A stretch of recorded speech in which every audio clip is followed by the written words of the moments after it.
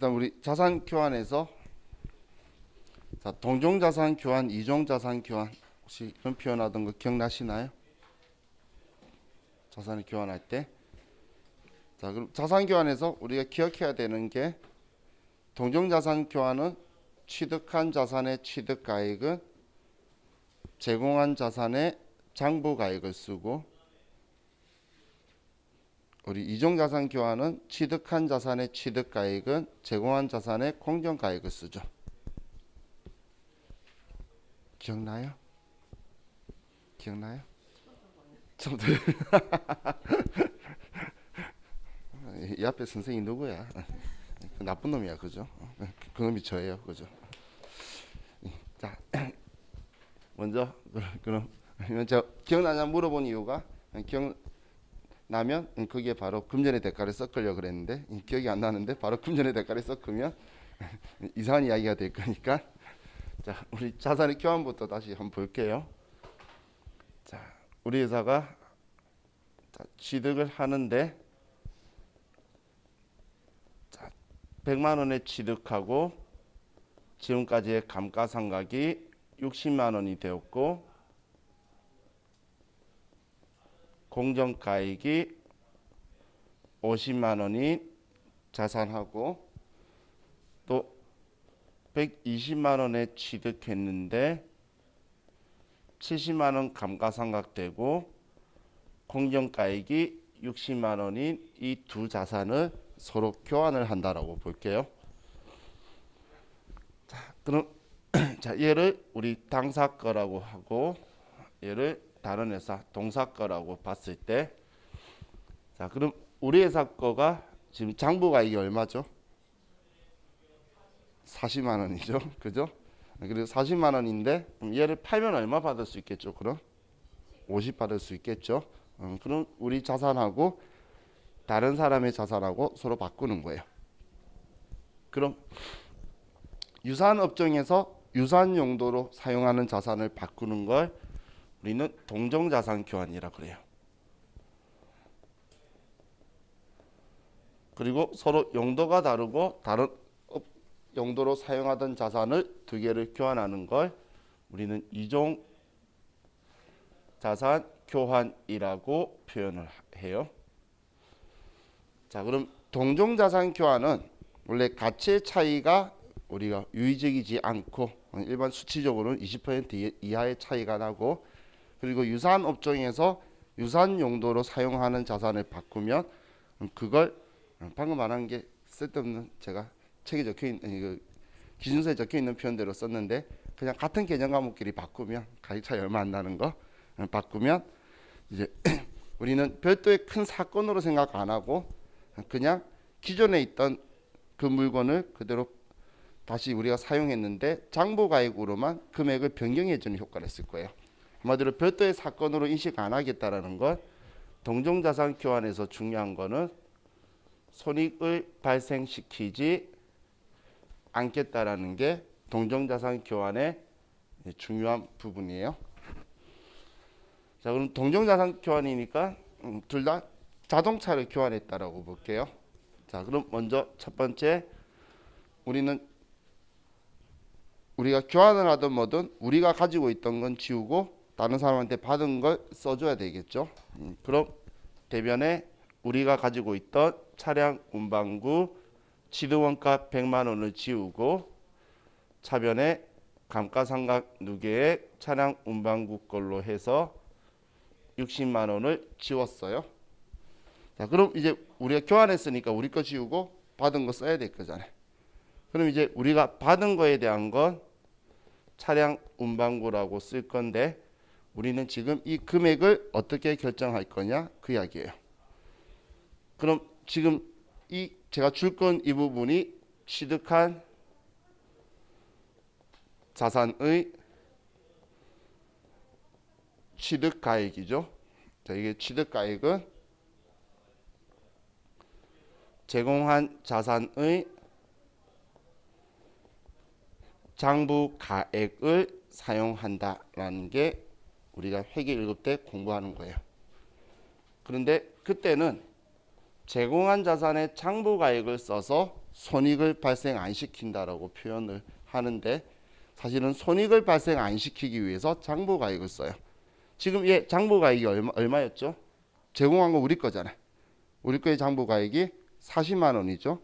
그럼 얘 40만 원이라고 쓰면 얘 둘이는 차이가 발생할 수가 없다는 거예요. 만약에 감가상각이 70만 원대였으면 장부가액은 30일 거잖아요. 그렇기 때문에 손익이 발생하지 않도록 장부가액을 쓴다라는 거예요. 그럼 이종자산 교환을 가지고 보면, 자, 이종자산 교환은 그냥 정말 순수하게 우리 거 팔고 다른 사람 거 그 돈으로 사온 걸로 처리를 해요.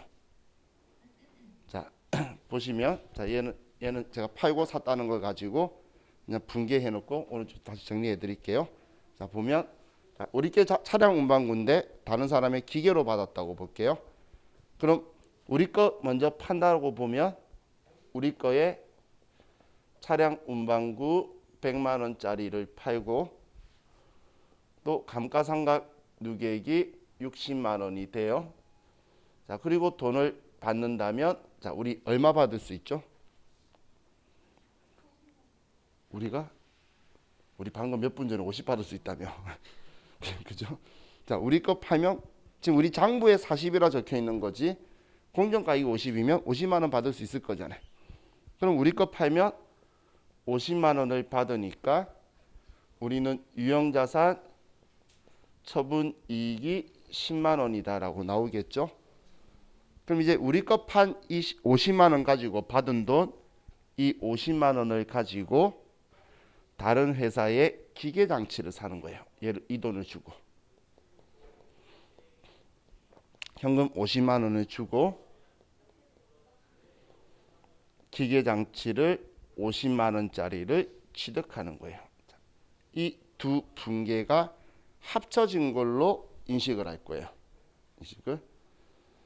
자, 그럼 이종자산 교환이라는 걸 한 번에 분계를 하면 대변에 차량 운반구 100만 원짜리가 나가고 차변에 감가상각 누계액 60만 원이 되고, 자, 그리고 기계 장치를 받는데, 그럼 이런 경우에 이 금액은 우리가 취득한 자산의 취득가액은 제공한 자산의 공정가액을 사용을 할 거예요. 공정가액을. 자, 그럼 공정가액 쓴다는 건 지금 제공한 자산 누구 거죠? 제공한 자산은 우리 거잖아요. 우리 거의 공정가액이 얼마죠? 50만 원이죠. 얘는 50만 원을 쓸 거예요. 그러면 얘 차이가 났죠? 그럼 얘를 유형자산 처분이익 10만 원이다 이렇게 나올 거라는 거예요. 자, 지금 이것만 가지고 봤을 때 공정가액 쓴다라고 했을 때 좀 특이하게 보일 건데 그게 아니고 이 분계를 합친 거예요. 이 분계 합치면 현금 없어지면 얘만 들어가면 지금 이거잖아요. 같은 거죠. 그래서 공정가액 쓰는 이유가 우리 거 판다면 우리 거에 공정가액 받을 거야. 그만큼 처분 손익은 일치할 거다. 이렇게 그냥 보는 거예요. 그래서 공정가액 쓰면 서로 똑같아지는 거죠. 우리 거 공정가액만큼의 가치가 되니까 얘하고 바꿔줬겠지. 그래서 사실 이 두 분계가 합쳐진 거다라고 보는 거예요. 그럼 자, 우리 장부가액과 공정가액이 일치할 확률이 얼마나 될까요? 거의 없겠죠. 왜냐면 우리는 감가상각 누계액을 이 앞에 했던 정해법, 정유법, 뭐 연수학계법, 생산비례법 뭘 쓰든 간에 얘는 추정치인 거지 실제로 그만큼 가치가 다른 게 아니잖아요. 그래서 일치할 확률은 극히 드물다는 거예요. 그럼 얘가 장부가액하고 일치하지 않으면 무조건 처분 손익이 나오겠죠. 그래서 이종자산 교환은 일반적으로 손익이 발생을 한다는 거예요. 발생이 할 수밖에 없어요. 그럴 수밖에 없겠죠. 자, 이제 기억나나요? 안 나요? 그래요? 저를 처음 보신 분도 있는데 제가 수업할 때는 여기까지 기억하세요. 다음에 그러니까 돈 더 할 거예요 라고 하는데 저한테 들으신 분도 기억이 전혀 안 난다니까. 다른 분도 다른 선생님한테 들었었는데 기억이 안 난다고 하시겠죠. 자, 그럼 이제 여기에서 자, 먼저 얘가 기본 베이스예요. 그럼 이 상황에서 우리가 금전의 대가를 이제 좀 더 줘볼게요. 자, 지금 여기에 지금 이종자산 교환부터 보면 여기에다가 지금 우리가 돈 20만 원을 더 준다고 볼게요. 그러면 우리가 준다고 볼게요. 자, 그럼 우리가 금전의 대가를 20만 원을 주면 아래 거 얘는 지울게요. 자, 분계가 이렇게 되겠죠. 차량 운반구 100만 원짜리를 지우고 감가상각 누계액 60만 원이다. 그리고 우리 현금으로 20만 원을 더 줬다. 이때 기계 장치의 금액은 그럼 얼마일까요?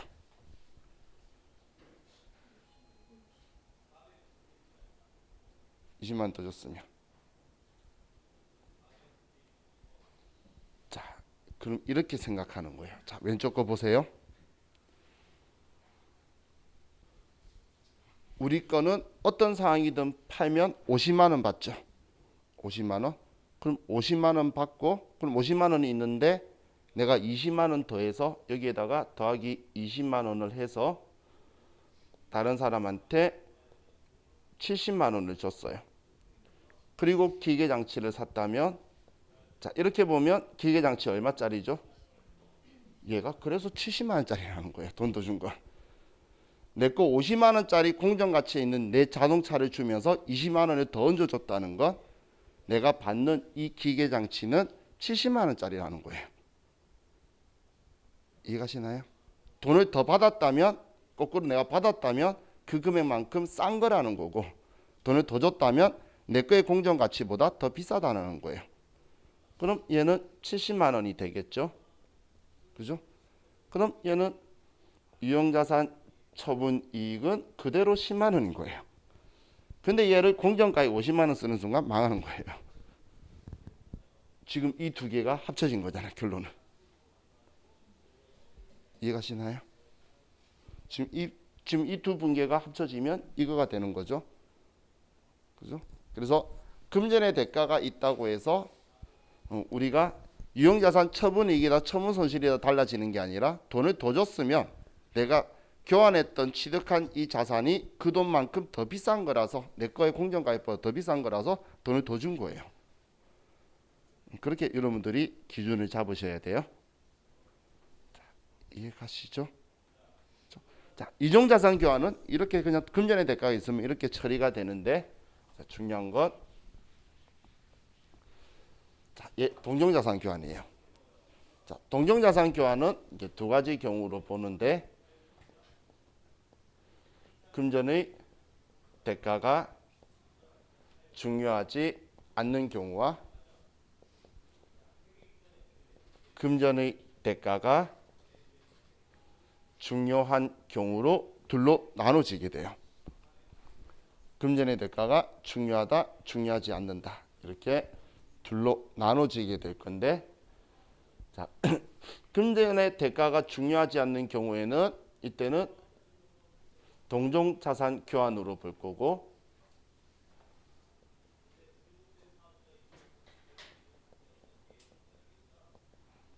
교환으로 볼 거고 금전의 대가가 중요한 경우에는 이종자산 교환으로 볼 거라는 거예요. 이 금전의 대가가 중요하다 중요하지 않다를 다른 표현으로 이 금전의 대가가 유의적이다 유의적이지 않다 이런 표현을 쓰게 될 거예요. 자, 그럼 지금 얘가 어떤 이야기냐면 동종자산 교환으로 보겠다라는 건 장부가액을 쓰겠다는 말이 아니고 손익을 발생시키지 않겠다 이 이야기예요. 자, 그럼 20만 원의 금전의 대가가 있는 걸로 다시 써보면 자, 동종자산 교환에서 금전의 대가가 중요하지 않는 경우에 우리 회사가 대변에 우리 거 차량 운반구 100만 원, 감가상각 누계액 60만 원 이렇게 쓰고, 자, 그리고 20만 원을 현금으로 더 줬어요. 그리고 차량 운반구를 받았어요. 그럼 금전의 대가가 중요하지 않으면 우리는 얘가 유의적이지 않기 때문에 그냥 손익을 발생 안 시킬 거예요. 그러려면 여기에 60만 원을 써줘야 된다는 거예요. 그럼 손익이 발생 안 하겠죠. 그죠? 그래서 금전의 대가가 중요하지 않는 경우에는 자산의 교환은 이렇게 처리를 해줘야 돼요. 자, 그런데 금전의 대가가 중요하다면 우리는 차량 운반구 100만 원, 감가상각 누계액 60만 원 쓰고 차량 운반구라고 하는데, 자, 이종자산 교환으로 보겠다는 건 얘를 공정가치로 인식하고, 근데 공정가치 인식하는데 현금 20만 원을 더 줬다는 건 공정가치보다 20만 원이 더 비싼 거라는 거예요. 그래서 얘를 70만 원으로 인식하고 유형자산 처분이익 10만 원이다 이렇게 인식할 거라는 거예요. 그럼 지금 이 분기하고 차이가 있나요? 없죠. 그래서 이종자산 교환하고 똑같이 내 거 팔고 돈 얹어서 제 산 걸로 처리할 거란 이야기예요. 그냥 별도의 우리의 두 개의 회계 처리가 합쳐진 걸로 보겠다는 거고, 금전의 대가가 중요하지 않으면 그냥 장부가액 바꿔서 시작하는 걸로 해서 처리하겠다는 그런 의미예요. 그래서 자, 우리가 여기까지를 기억하시면 제일 어렵게 나오는 거예요. 그럼 지금 제가 얘 썼나요? 안 썼죠? 하나도 안 썼죠? 자, 우리 세무이급까지는 상대방 거에 대한 정보를 주면 쓸모없는 정보라고 기억하세요. 근데 제가 어디까지? 세무이급까지. 이제 나중에 세무이급 가면 또 얘를 모른다고 하면서 얘를 쓰면서 얘가 달라져요. 그거는 이제 그 다음 급수에서 여러분들이 공부를 하시면 돼요. 그래서 얘가 세무이급까지는 금전의 대가가 이제 있는 경우에 이종자산 교환은 그냥 이거 하나밖에 없는데, 동종자산 교환에서는 금전의 대가가 중요하다 중요하지 않다에 따라서 회계 처리하는 방식이 틀리다는 거예요. 자, 분계도 나오지만 자, 근로도 나오니까 이렇게 기억해 두세요. 금전의 대가가 중요하지 않으면 그 동종자산 교환으로 보고, 금전의 대가가 중요하면 이종자산 교환으로 본다. 근데 동종자산 교환으로 한다라는 걸 오해해서 장부가액 쓴다라고 생각하지 마시고, 과거에 장부가액을 쓴 이유는 손익을 발생 안 시키려고 썼던 거예요. 그게 목적인 거예요. 근데 여기에는 장부가액 쓰는 게 아니라 손익을 발생시키지 않도록 우리는 장부가액에다가 우리 금전의 대가를 더해서 쓰게 될 거예요. 자, 그게 우리 자산의 교환에 대해서 이야기를 했어요. 자, 다음 71페이지에 유형자산의 재평가를 봅시다. 재평가.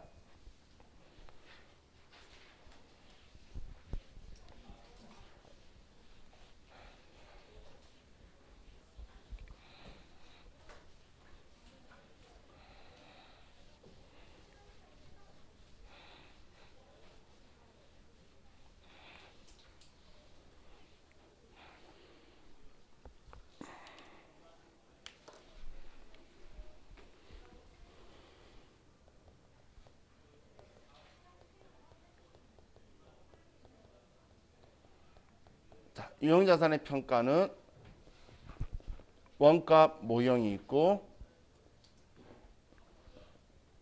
재평가 모형이 있어요. 자, 원가 모형, 재평가 모형 있는데, 자, 원가 모형은 우리가 알고 있는 그거 그냥 감가상각해서 감가상각 누계 뺀 장부가액을 인식시키고 있는 우리가 했던 그 금액이고, 자, 지금 이 원가 모형은 그냥 장부가액을 인식하는 거예요. 인식하는 거고, 재평가 모형은 장부가액하고 공정가액하고의 차이를 조정을 해서 공정가액으로 인식하는 거예요.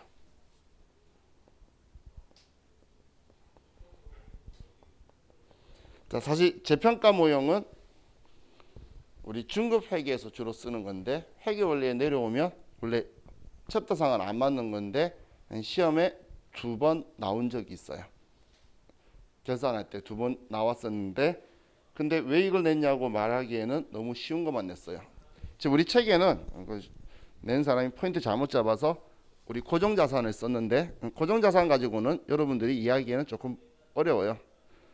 그런데 감가상각하지 않는 토지 가지고 하면 우리가 그냥 쉽게 이해할 수 있는 거라서 토지 가지고 딱 2번 나왔어요. 그래서 자, 재평가 모형 토지 가지고 설명을 드릴게요.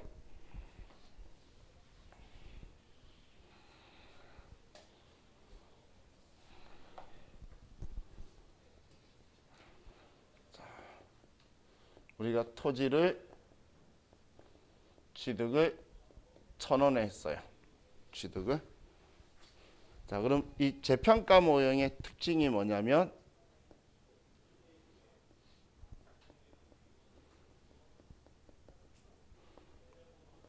모형은 일단 장부가액을 기준으로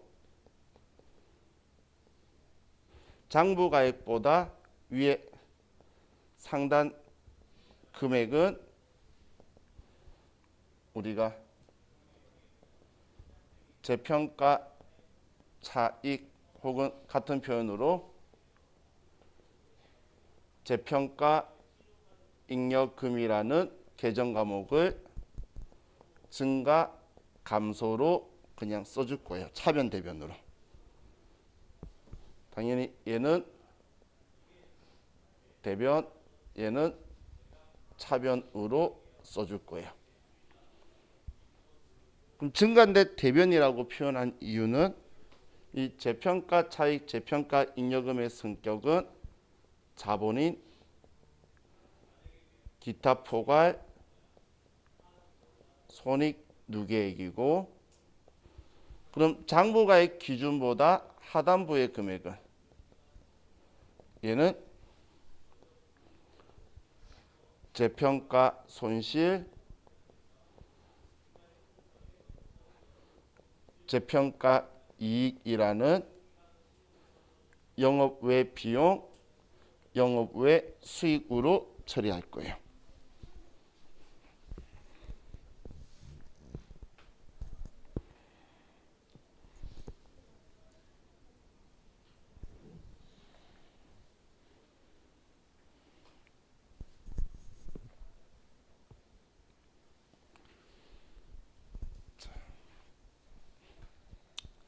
일단 정리해 놓으시고 도저히 무슨 소리인지 모르겠죠? 격하게 공감하시면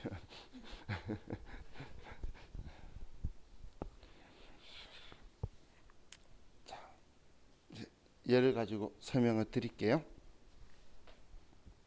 자, 취득을 100을 했죠.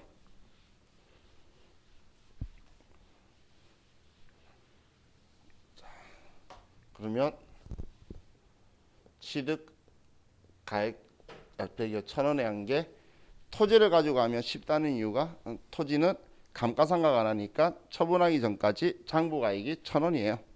그러면 얘는 그냥 영원히 기준금액이 1,000원이 돼요. 1,000원이. 자, 얘를 우리가 X1년도에 취득을 했다라고 봤을 때, 자, 첫 번째 X1년도 12월 31일에 봤더니 얘가 1,200원으로 상승을 했어요. 상승을. 그러면 우리가 여기에서 자, 이 금액만큼 상승을 했죠. 그럼 200만큼 상승한 만큼을 우리는 토지의 가격을 높여서 1,200원으로 보여줄 거예요. 그럼 기말에 차변의 토지 200원 더 올려주고 대변에 재평가 차익 혹은 재평가 잉여금 200원이다라고 해서 자본으로 처리할 거라는 거예요. 얘를 자, 이해 가시나요? 그럼 X2년도에 X2년도 12월 31일 날 얘 가격이 다시 1,000원으로 내려갔다고 볼게요. 그러면 자 얘가 이렇게 내려왔죠. 그러면 마이너스 200원을 인식해야 되는데 그럼 지금 1,200원 적혀 있는 애를 1,000원으로 다시 내려야 되겠죠. 그래서 대변에 토지 200원을 내리는데 이때는 얘가 성격이 자본이었죠. 그렇기 때문에 얘를 지워줄 거예요. 그래서 차변에 재평가 차익이다 200원 이렇게 해서 얘는 기타 포괄 손익 누계액을 지워줄 거란 이야기예요. 얘를 자, 이건 이해가셨나요? 얘는 이해가셨죠? 자, 그럼 이제 아래쪽 걸 가지고 좀 볼게요. 나도 위에 있었구나. 자, 이번에는 자, 다른 사례로 우리가 1,000원에 샀는데 얘가 700원으로 X1년도에 하락했다고 볼게요. 700원으로 하락을 했어요. 그럼 300원이 내렸죠. 우리 취득원가는 1,000원이에요. 얘가 기준금액인데 기준금액보다 내렸을 때는 자 얘가 지금 마이너스 300이 됐는데 그럼 이때는 대변에 토지 300원을 내려주고 차변에 재평가 손실 300원이다라고 해서 영업외 비용으로 처리할 거예요. 1,000원보다 낮은 쪽에서는 나의 장부 금액보다 낮은 구역에서는 우리는 영업외 비용으로 처리할 거란 이야기예요. 얘는 그럼 얘가 다시 1,000원으로 X2년도에 회복을 하게 되면 플러스 300으로 회복하게 되면 그럼 이때 다시 300원을 높여주는데 이때는 재평가 이익이다 300원으로 해서 영업외 수익으로 처리할 거란 이야기예요. 얘는 지금 1,000원 기준으로 위아래를 성격이 다른 계정 과목을 쓰고 있죠. 그죠? 자, 실제적으로 시험에서는 이 두 개만 나왔어요. 얘 한 번 내고 그다음 얘 한 번 내고 그래서 쉬웠다는 이야기예요. 그런데 자 이걸 조금만 응용해서 다시 다른 문제를 한 번만 더 볼게요. 조금만 응용해서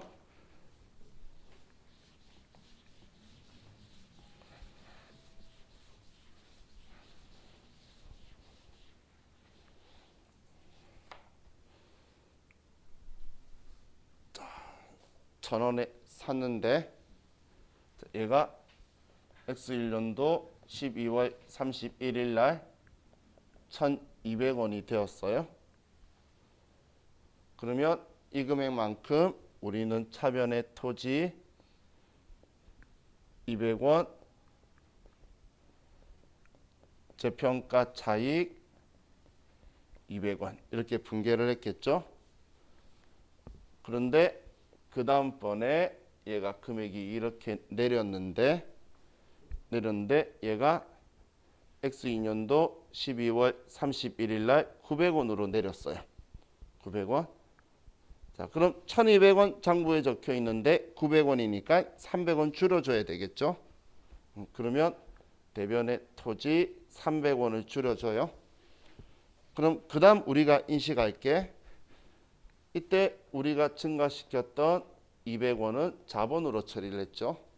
그러면 마이너스 200원만큼 자본으로 인식하고 이 금액만큼은 이렇게 인식을 하고 이만큼은 마이너스 100원만큼은 영업외 비용으로 처리할 거라는 거예요. 그래서 과거에 재평가 차익이 있었던 자본을 200원을 줄이고 재평가 손실 100원이다 이렇게 인식할 거라는 거예요.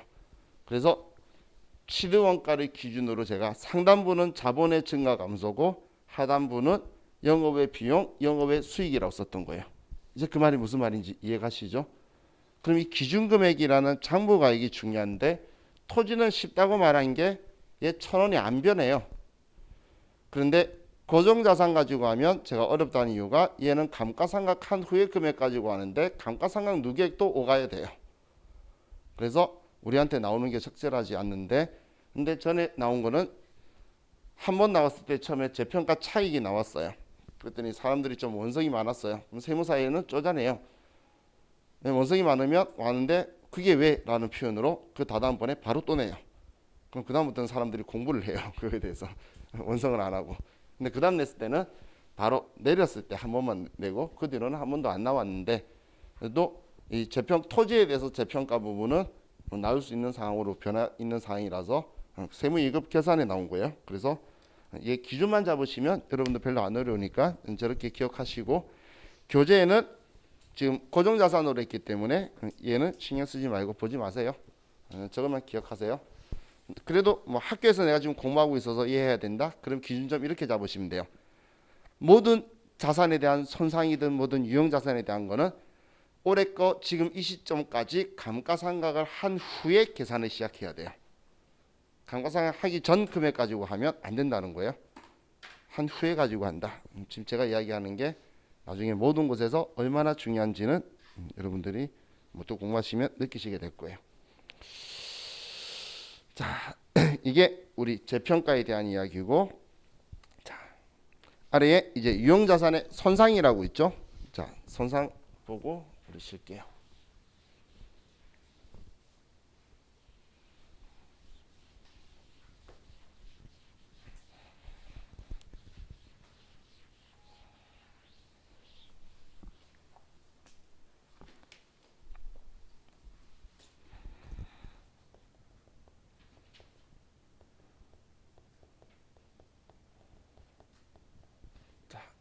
유형자산의 손상은 이제 중요한 게 장부가액과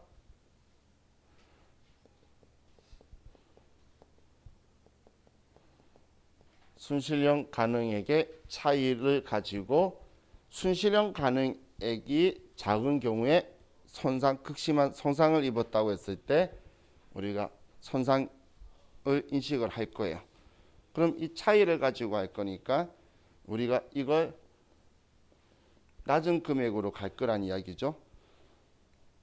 순실현 가능액이 장부금액보다 크면 그냥 장부금액 그대로 둘 거예요. 근데 그것보다 하락을 했을 때에 인식을 할 건데, 자, 그럼 이 부분을 포인트로 잡으시는 게 아니라 얘는 이걸 포인트로 잡아야 돼요. 얘는 공정가액하고 사용가치 중에서 큰 금액을 순실현 가능액으로 인식할 거예요. 큰 금액을. 자, 이게 무슨 이야기냐면 장부가액이 100만 원이에요. 100만 원인데 공정가액이 50만 원이고